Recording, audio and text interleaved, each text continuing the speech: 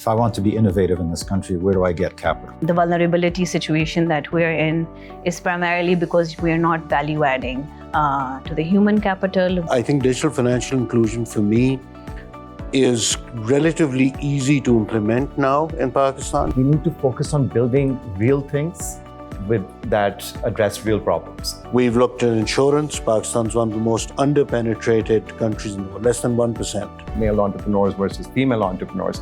I think the idea is really that do we still have a bias at funding women entrepreneurs? Where is the glimmer of hope that you see over the next few years? I want our youth to become creators, not social media commentators and critics. No matter what the situation, there's the good, the bad, the ugly, but this is where we belong and this is what we need to improve.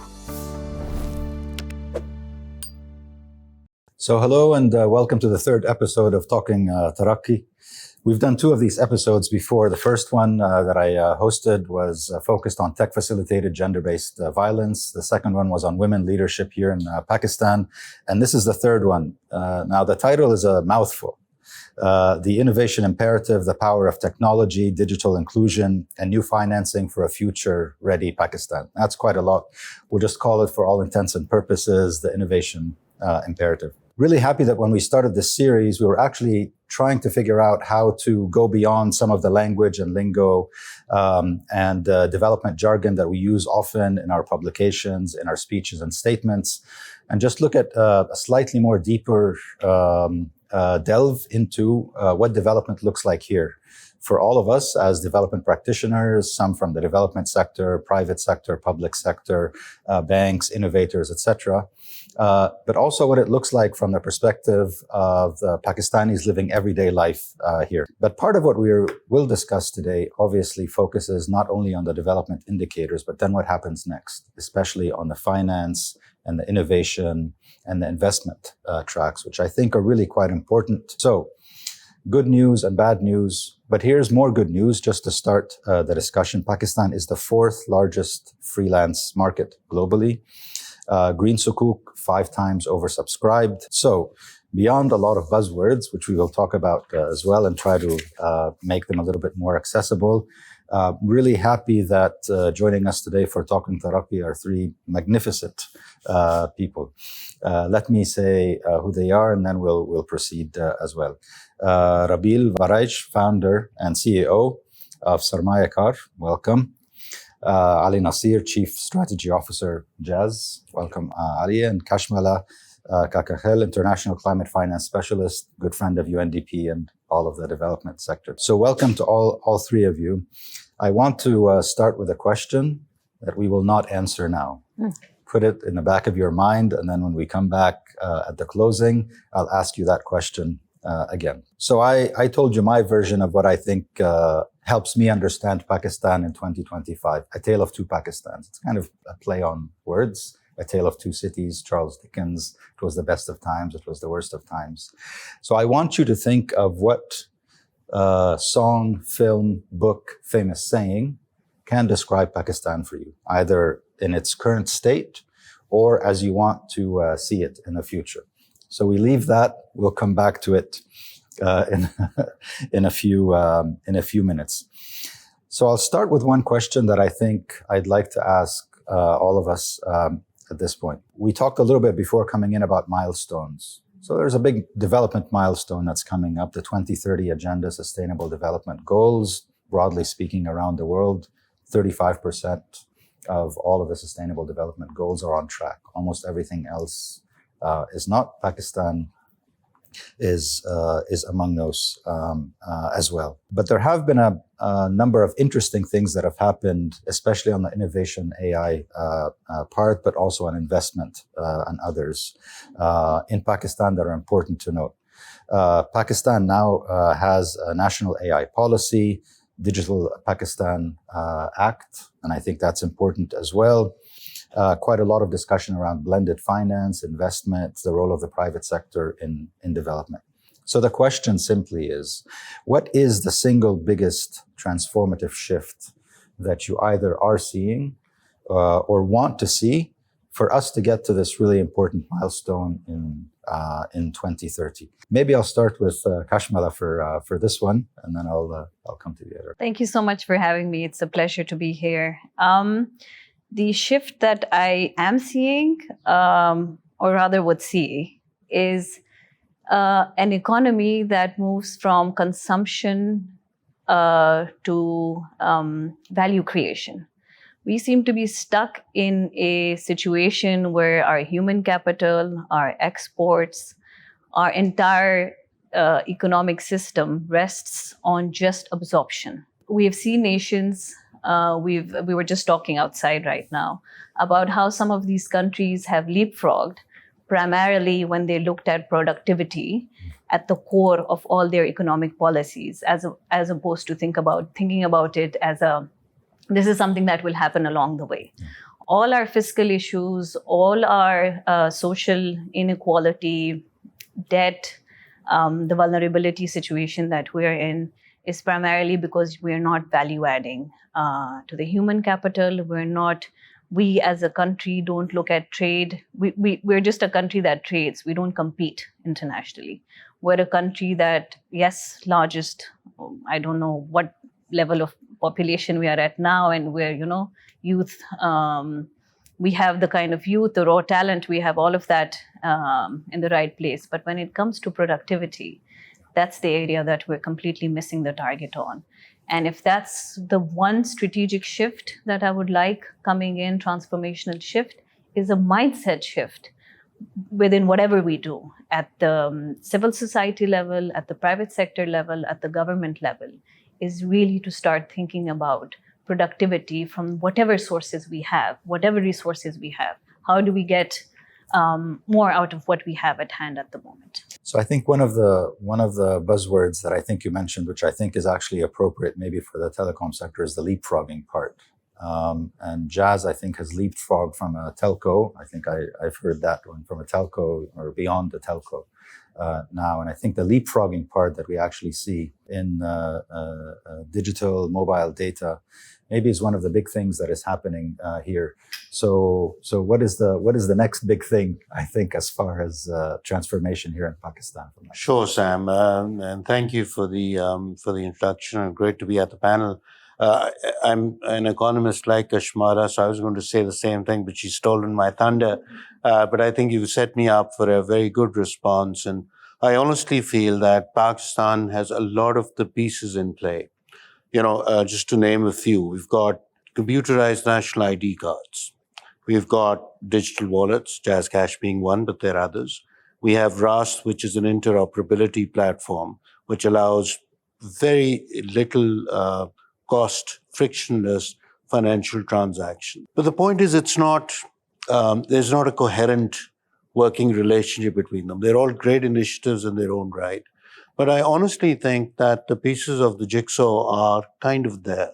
And if you ask me what is the single most, I think it is digital financial inclusion. If we can make that happen, and it's not just about banking the unbanked, or we were just discussing previously how it can impact on fintech, on climate control, so many other things.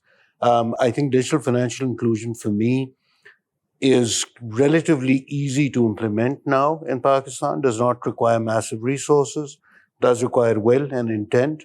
I think the current administration is pursuing a cashless Pakistan. It's a good agenda. That's something, if it's brought to fruition, I think would be a great platform for Pakistan to do the work that Kashmala talked about, which is, focusing on export-led growth.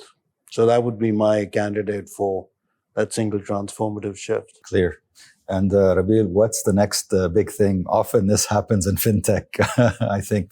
But what are you seeing over your experience and maybe between now and the next few years that really jumpstarts the development imperative here? You would have thought that we prepared for this together, because productivity is going to be mentioned a lot of times. And I completely agree with what Kashmala said. We've had this consumption-led growth, which needs to shift to productivity-led growth. And what's going to drive it, in my opinion, is going to be technology and entrepreneurship. We've seen countries like Vietnam, we were talking about earlier, just align policy, capital, and talent to move in one direction and to try to do things better at scale. And what are those shifts effectively that we're talking about? We're talking about really building markets, innovation markets in particular, rather than just piloting. We are talking about crowding in private capital where it's possible. And most importantly, perhaps using the government as an enabler rather than the solution provider in every case.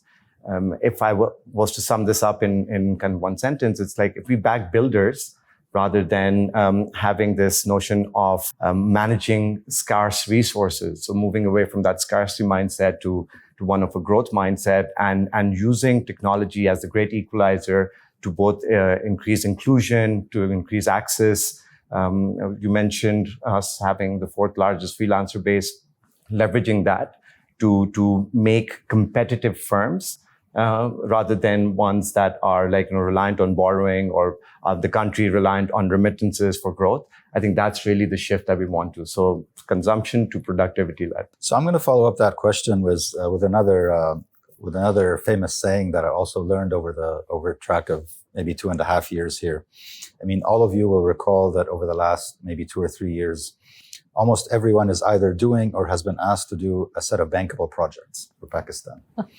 It's become the eye-rolling thing here. And I remember talking about bankable projects among my colleagues, etc. And then in a meeting with a senior government official, I asked, what is the fate of bankable projects after 6 months or a year or 2 years? Are they the same bankable projects, or do we need to move ahead? And in 2023, when I asked this question, the response from this gentleman was, we need a bankable country for bankable project. If I were to tell you now, how do you invest and invite other investors to Pakistan to look at some of the development world where the private sector supports the development effort, but you still have to convince them that risk can be managed and there's some return on investment in whichever form, whether it's profit or somebody benefits, etc. What does that environment actually look like for you now? That's a very good question, because I think what we suffer from is this perception that we are, especially in particular, social entrepreneurship is more a grant-driven model rather than a commercially viable problem-solving model at scale. And what that means essentially is that we're missing this risk layer in between, which effectively is not just risk capital, but also regulatory clarity and some blending or risk sharing amongst investors and the other bodies or financing, call them agencies or whatever financiers that might already be there. The problem is also because social entrepreneurs tend to be trapped in the middle, right? Like they're too commercial for grants, they're too early for banks, and too risky for conventional investors. So how do you bring them together? I think there's a few new methods, call them, or really new structures that are emerging, and I'm sure Kashmala will touch upon those. Blended finance is a very interesting concept, because what it does is effectively it absorbs the early risk tied to some of these enterprises, because investors need some sort of compensation or some first loss kind of protection that allows them to take that risk. Because by definition, social enterprises will not just be going for financial returns alone. And that means that they themselves cannot compensate for the risk investors will be taking. So as long as there's some sharing and there's policy and regulatory alignment around that, that can start to crowd in private capital as well. The second thing that we can see, we want to see ideally, is also patient capital. Because when we start looking at what kind of financing is available for entrepreneurs in general, less than 1% of the SMEs in Pakistan have access to any sort of formal financing. When you look at venture capital in the country, even in our peak capital deployment year, we were only deploying about $1.2 per capita in Pakistan. This number compares to almost $10 or so in India, $30 or so in countries like Egypt, right? And so there's just a severe underinvestment in what is a risky asset class, but one that's required to drive the innovation economy forward. So, and a lot of times that's because the timelines for investment don't align with what those objectives of those social enterprises are, right? Like we are driven on a fund 10-year life or an X number of years where we need to then generate the returns for our investors as well. So some sort of patient capital provision, that's important.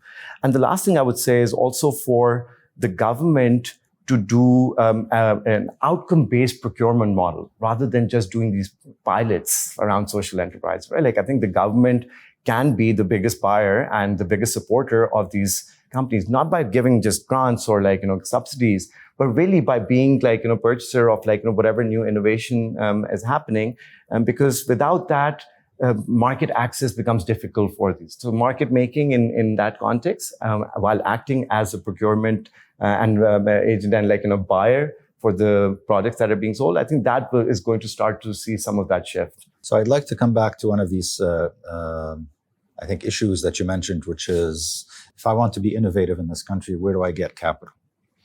Because if you go to a bank, I think the banks have lended much of their money to the government. And I think there's the debt issue that I think looms almost everywhere. But I'll come back to that in a second. One thing you mentioned also, a very buzzy thing, is the blended finance. And there's no bigger place for discussions around blended finance than climate finance.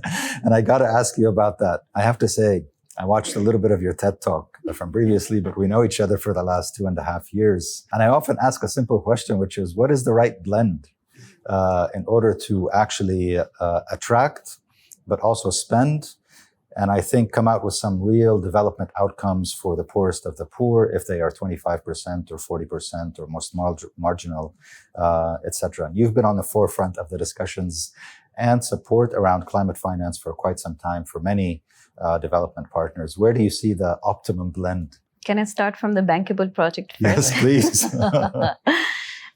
From my vantage point where I sit, it became a buzzword for a reason. When the 2022 floods happened, Pakistan had that, we went to Geneva, I believe, to raise funds, etc. And about 10 billion were committed. But everybody said, sure, we have this money, but where are your projects? I'm talking from a climate point of view. At that time, the entire system realized, climate finance is not just money that just because I had a flood, I'm going to go and people will give me money, right?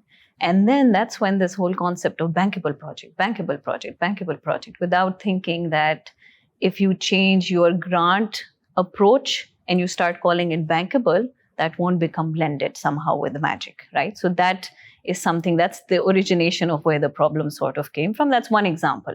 And then, of course, we've gone to many other, as a country, gone to many other funds, many other opportunities, primarily asking for grant money. And they've said, but where's the project, right? So because that stuck in our head, we started thinking about just trying to understand the technicality of the project and not really looking at the financial structuring of these projects.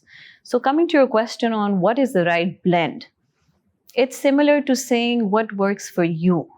What's your idea? What are you trying to develop? What's your concept? The blend, the answer is within whatever you're trying to achieve over here. Rabeel spoke about de-risking, first loss. We're at that time where we don't need to have 10 bankable projects, but we need to rewrite our financial playbook for development and climate finance, which primarily means the government has some money. It does give sovereign guarantees when it's required. How do you put these two conversations together so that you attract and mobilize not international finance? Yes, that too, but there's commercial finance in this country. There's a lot of liquidity right now in this country. It's just not being channeled or funneled in the right way to be able to put across for the sort of work that you need to do. Blend really is, what is it that you're trying to put out? What is it that you want to first loss? How do you stack your financial model? And you will have people listening. I would just like to say in the end that there's a concept of impact investors out there. Where they say, yes, revenue is not something that we're looking at. We want to look at how we're trying to improve lives of people, etc. Right? Yes, but of course. But let's be honest. At the end of the day, everybody's looking at revenue. I was just with some people earlier, a few investors, and they were pretty straight. They said, yes, we're impact investors. But at the end of the day, what are you selling?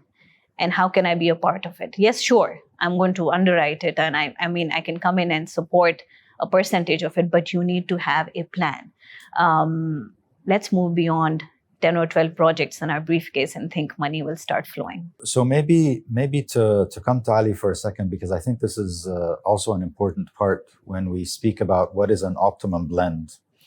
I've figured out that there are at least 4 pillars in an optimum blend, but I think the balance changes. Grant money, and I say that because Pakistan often looks like a lower middle income country, but the reality of the human development data is that it looks like a lower income country.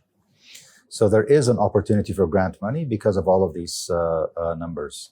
Loans, I think whether they're sovereign, bilateral, multilateral, etc., there's quite a lot of that now. And in fact, the macroeconomic indicators are improving to a point where maybe the interest rate actually goes down. There are 2 other parts that I think relate in my mind to what Jazz particularly is also doing. There's the private sector role in development, in whichever way you call it, corporate social responsibility, 10 or 20 years ago, maybe philanthropy, now it's some kind of SDG alignment. And then the 4th part is insurance. And I say it specifically because of, climate vulnerability, what happens to the most poor in this country when their house gets wiped out, or their business gets wiped out, or they have money, who actually pays the premium for insurance. And I think Jazz has actually been at the forefront of most of that. For the private sector here, I've often been quoted as saying, they've already figured out a way to do well and do good at the same time.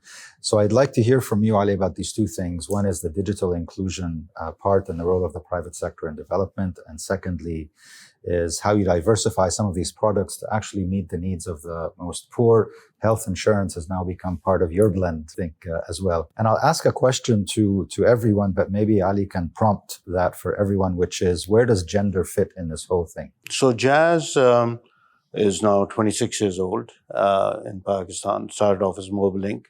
And for the large part of that, I'd say about 23 years or 22 years, we're pretty much a monolithic telecom operator. And we've done well there. So no arguments there. But I think about 3 years ago, we realized that the Jazz had what my CEO calls 3 unfair advantages. People say, no, call them fair advantages, but they are rather unfair. So we connect about 100 million Pakistanis, 70 million on the Jazz network, another 30 million that use Jazz apps such as Tamasha, Jazz Cash, our insurance platform now called Figure Free. So we've got access to more than literally half the population of the country. We have a network that connects them to each other and us, and we're collecting data, right? Which, of course, I think in the modern world, and Rabeel and Kashmala will hopefully support that, that's the underpinning of great policy or interventions is robust data. Without that, I think any planning in any sector would probably be futile. So with those unfair advantages, we felt, okay, what more can we do? And we came up with this tagline, a bit cliched for a corporate, but it was improving the lives and livelihoods of Pakistanis through technology. The last 3 years, we've been focusing on sustainable projects because, while we talk about impact, if it's financially not viable, it will survive only till some extent somebody's giving that grant. And the day it stops, it goes away. So yes, we look at the ROI to the extent that it should sustain itself. But then the larger part is impact. And that's led to our interventions in microfinance, MMBL. More than 40% of our customers for MMBL are women, right, in Jazz Cash combined. That's more than, I think, any other financial entity in the country, and it's by design. We've looked at insurance. Pakistan's one of the most under-penetrated countries in the world, less than 1%. I was at a conference where I was asked to speak to some insurance companies, and I said, well, I'll be a little provocative. And they said, sure. I was keynote speaker. They didn't have a choice.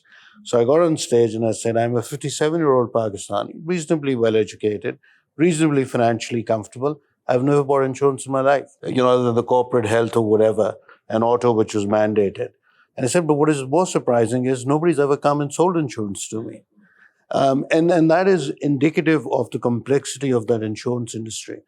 And now that we've gone into nano insurance, we are selling more policies on insurance than the entire insurance industry combined in a year, right? Of course, the quantum is very different. They're selling annual, much bigger insurances. We're selling 1 day, 3 day. You get on the toll of the motorway. As soon as you cross the toll, you get a prompt on your phone saying, you on the motorway to Lahore, we'll insure your journey for 15 rupees or 30 rupees. And then the uptake is very good. Similarly, we have a health insurance thing where for a weekend, you can insure for like 15 rupees. It's no questions asked, any off-the-shelf medication up to a limit of 2,000.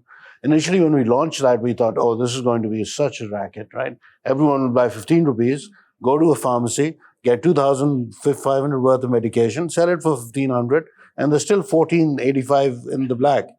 The non-performing loans are less than 5%. So nobody's abused that. It's not the poor or the needy who abuse the system, it's somebody else. So for me, honestly, the impact thing is now at Jazz has become a big, big thing. And again, this is not a CSR thing for us. It is sustainability. If Jazz is one of the largest technology companies in the country, if it has to do well, Pakistan has to do well. And that's why we're very, very clear that now a lot of our initiatives, other than, of course, the ROIs and the numbers and the P&Ls, have to have impact. Specifically on gender, I think one of the things you mentioned earlier was access, capability, and trust. That's kind of what we need. I think for me personally, it is, I come from a development background as well. So maybe it's just that thing coming back to haunt me. I think in Pakistan, we look at these things separately. I'm not sure what UNDP does, but certainly for me, these three things should be a one design concept. You can't talk about access and capability and trust. They have to be brought in together. And a lot of products we design at Jazz and are with that in mind. Is it simple for people to use? Is it relevant for them to use? And what problem is it solving? If it's not doing that, I don't think a product delivers for impact as well as sustainability. So maybe I'll ask the same very similar gender question, but I'll give it a little bit of a Shark Tank twist. Sure. In the world of entrepreneurship here, whether it's the access or capability, and we talk often about gender divides here in this country. Who's in the workplace, formal or informal, gender parity, not a great number, etc. And beyond the data, thanks for mentioning the data. It is important to have really good baselines and data, etc. And when we use these big data numbers, often they're for shock value. We know that better data can actually get better numbers. So 148 on gender parity for Pakistan is definitely not great, but 145 is not better, right? 140 is not so much better. So in the space of entrepreneurship, young innovators, those that are looking either for access or good ideas, or somebody to support really great ideas, do you also see a gender divide in this country? And if yes, then from your position, where can you actually boost that? There's a tremendous divide. It's a simple answer. And it's not just a Pakistan phenomenon, it's a global phenomenon. And the irony of that is that if you look at returns generated by women-led entrepreneurs, or women entrepreneurs that are leading startups, those tend to perform better. Women tend to be more resilient, they tend to be more judicious with the capital that they spend. But a lot less capital goes towards female-led enterprises, right? Like that's the divide that we need to. Some of that is just historical bias. So to address that, it has to start from just access and connectivity. Ali was mentioning we need affordable and accessible internet because that is the great equalizer. Technology-driven equalization is going to be the difference that is made. Why does that matter? Because you mentioned one of the largest freelancer markets. Women in this country struggle to even get to work in already male-dominated industries because their commute is not safe, it's not affordable. But with the internet, they can work out of any place as long as they have adequate Internet doesn't know whether you're male or female, exactly, right? And so you start to address that. Then you need to, of course, incentivize the right kind of allocation of capital from whatever source it is, whether it's VCs, whether it's some sort of blended finance, and you need to have women be trained with the right kind of skills that are needed in the market as well, right? So there needs to be some skill development, there needs to be connectivity, and there needs to be some awareness also, not just for the entrepreneurs, but also for the investors as well, right? Data that I shared around women entrepreneurs performing better is not our study. It's actually a UN-led study. World Bank also has kind of contributed to that. And we're starting to see that shift a little bit. If you look at the female participation in some of our sectors, historically, agriculture has seen a higher participation of females compared to some of the more innovation-led sectors. But we're starting to see more and more female entrepreneurs come around. We've had specific programs such as the Women Entrepreneurs Finance Initiative, which was part of the World Bank Group, that has also led to additional incentives being given out also to investors to compensate for them for directing more capital towards female entrepreneurs. But this is only one step in that very long journey.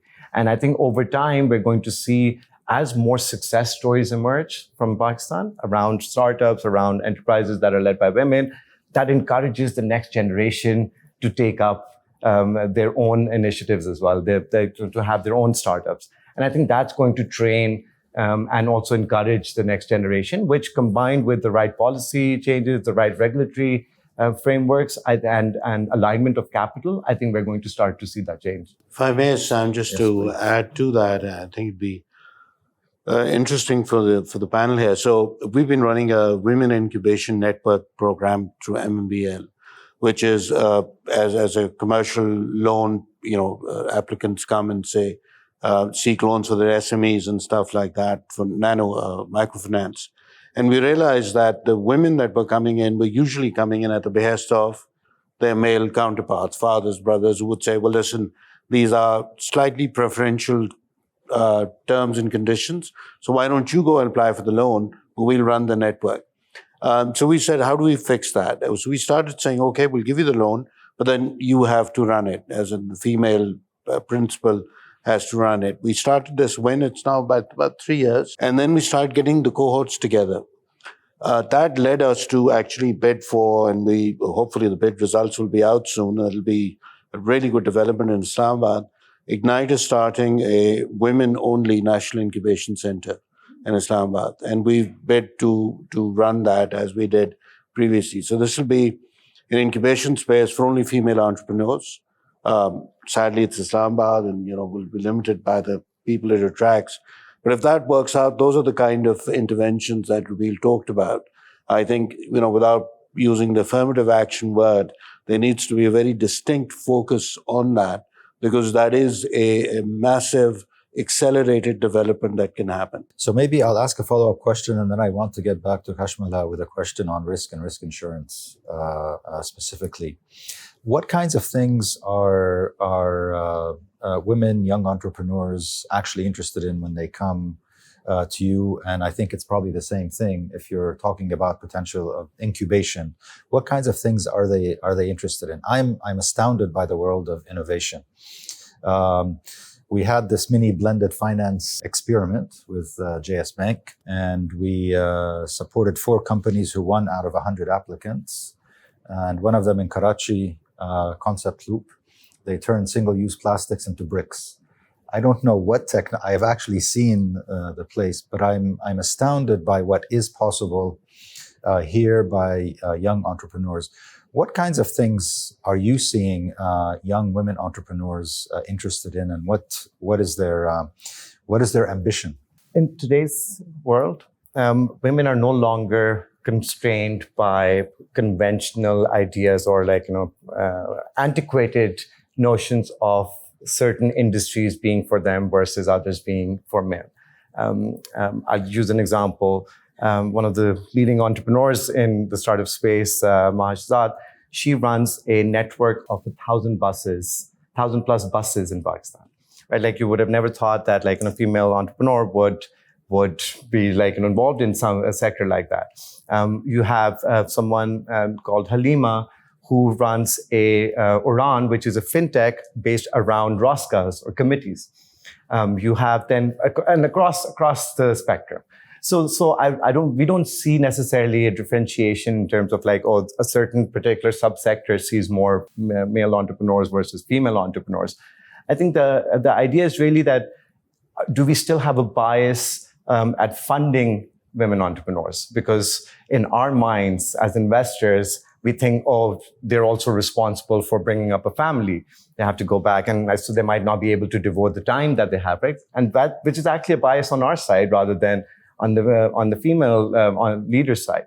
And I think that shift is a mindset shift as well, which takes time. But I think also results drive such changes. If we see better outcome, financial and impact-wise, driven by female entrepreneurs, we are naturally going to direct some of the more capital towards that. And so, yeah, I want to actually be careful in not labeling certain industries or sectors being prone to female entrepreneurs, because I think we need to move away from that as well. And I think we're seeing that maybe it's slower than we would have liked, but it's certainly moving in the right direction. I mentioned a little earlier the new regional human development report that just came out, the next great disruption, focusing on AI. And then there was an interview this morning by our regional director for Asia and the Pacific, Kani Wagnaraja, who actually was here last year launching the National Human Development Report that was focused also on digital transformation.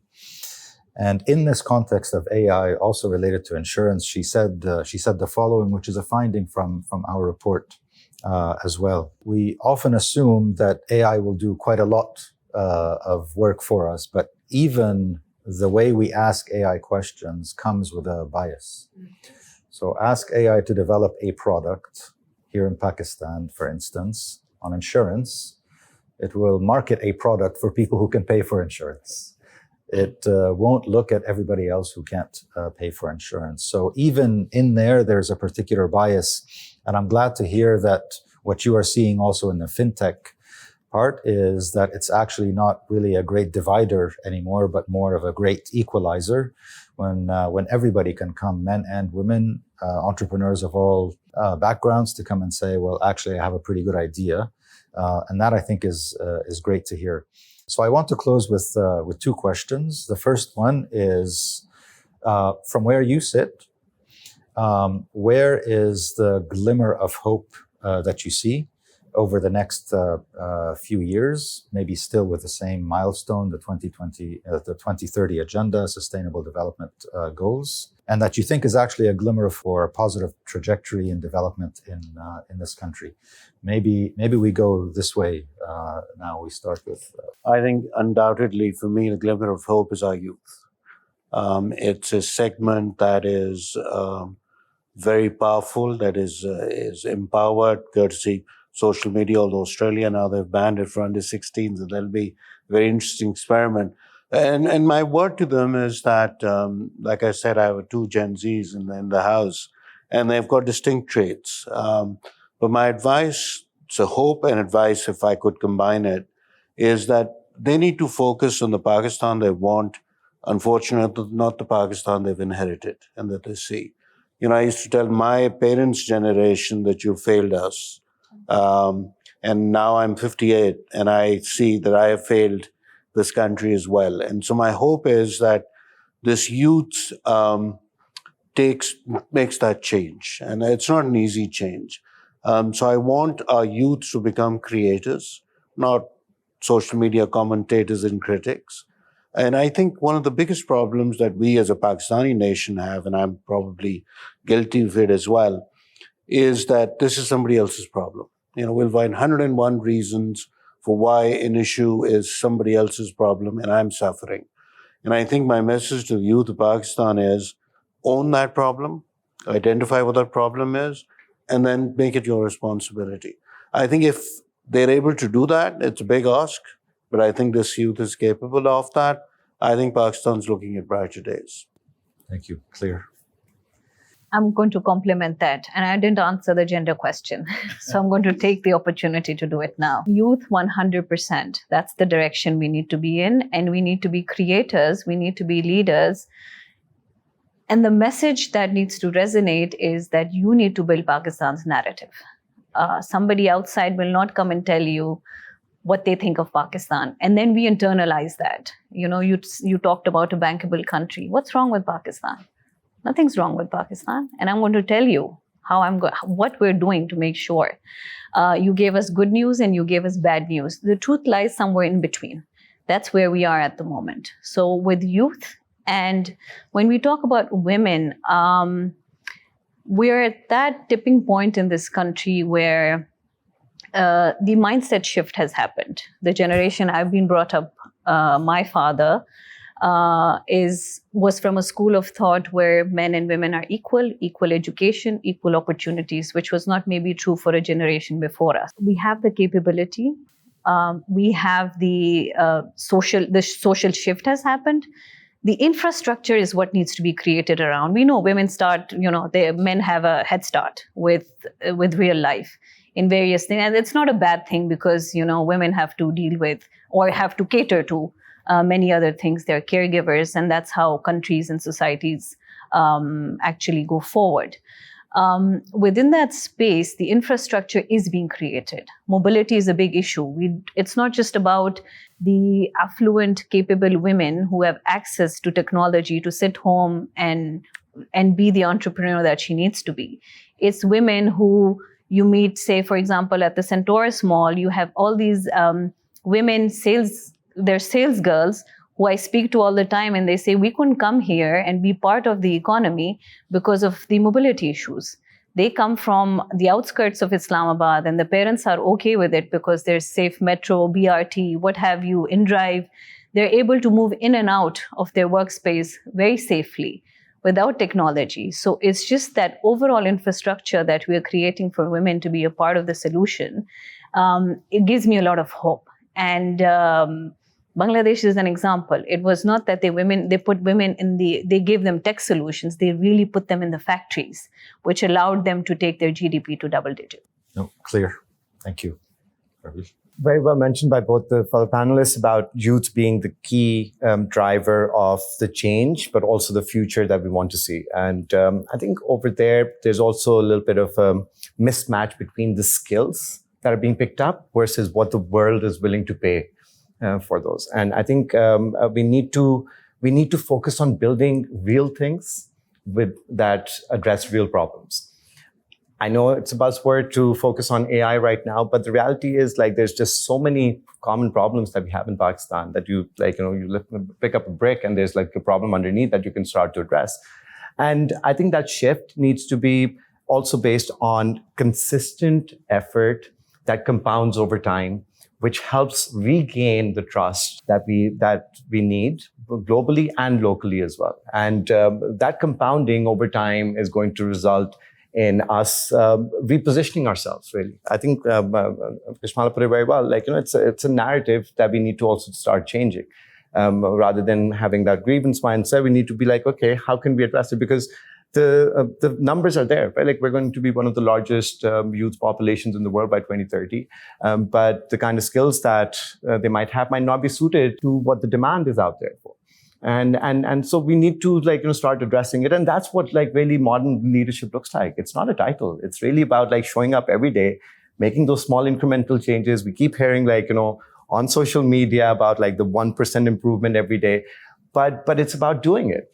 And I think that's something that somewhere in the middle got lost because the trust in the system was lost. Young person going through the education system did not believe that, okay, if I put in this effort and put in all this work, that I'm going to get the reward at the end, right? So what that shifted was hey, why don't I look for shortcuts instead and try to kind of leapfrog in their mind to a different level and already start comparing their chapter 1 to someone else's chapter 10.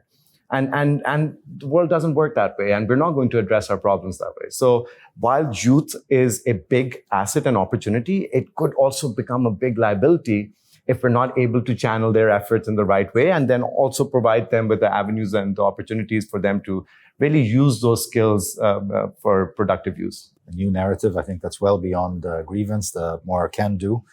And then I think the AI part is really quite important. There's a lot of discussion these days about how AI replaces people and in the future.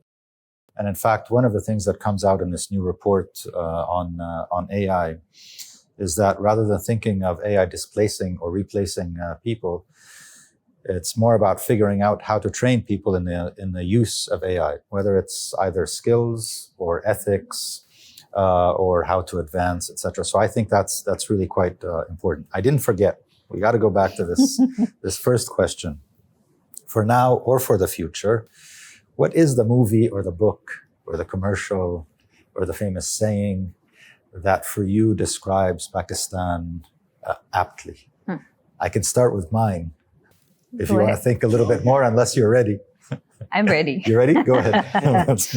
So I really like cricket. And I don't know if this is a cricket song which says, "Tum jeeto ya haro, hame tumse pyar hai." So to translate, whether you win or you lose, we love you, to Pakistan, right?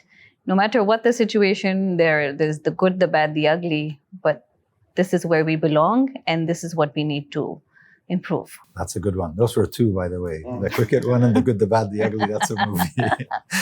Is anyone else ready? Yeah. So I'm actually going to take.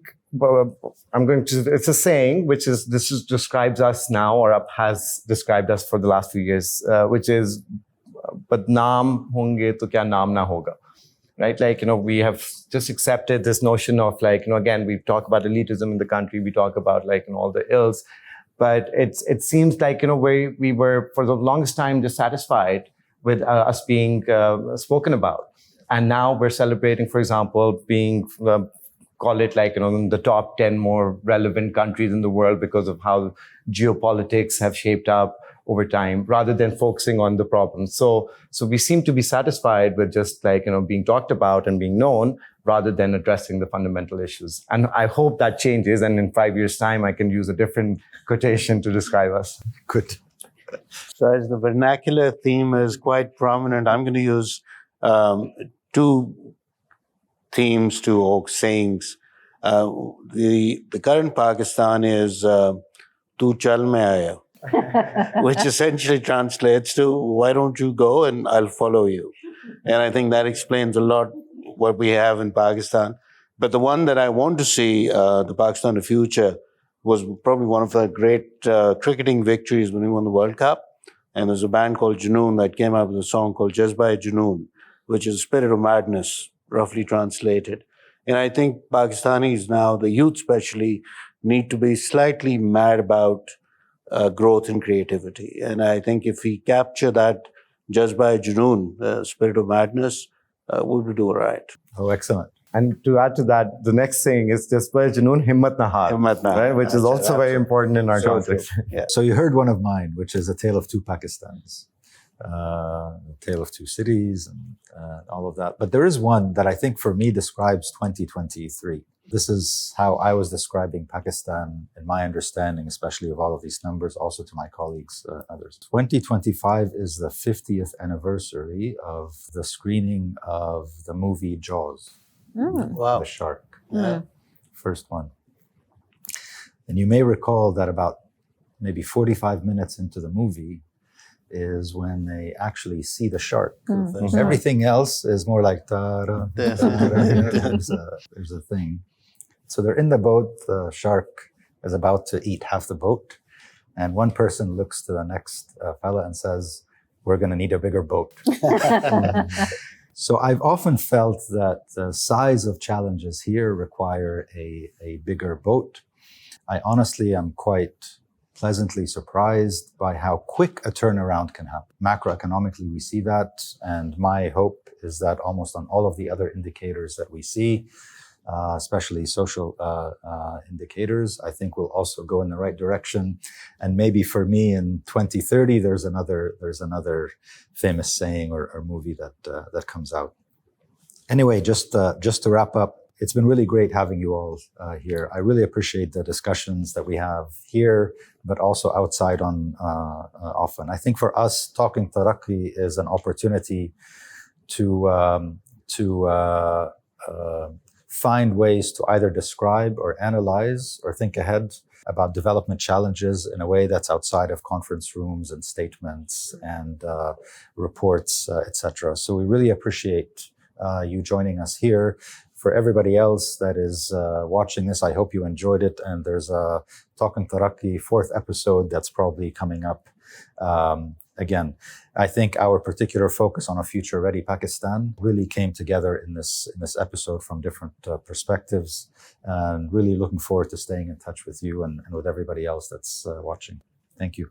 Thank you very much. Thanks.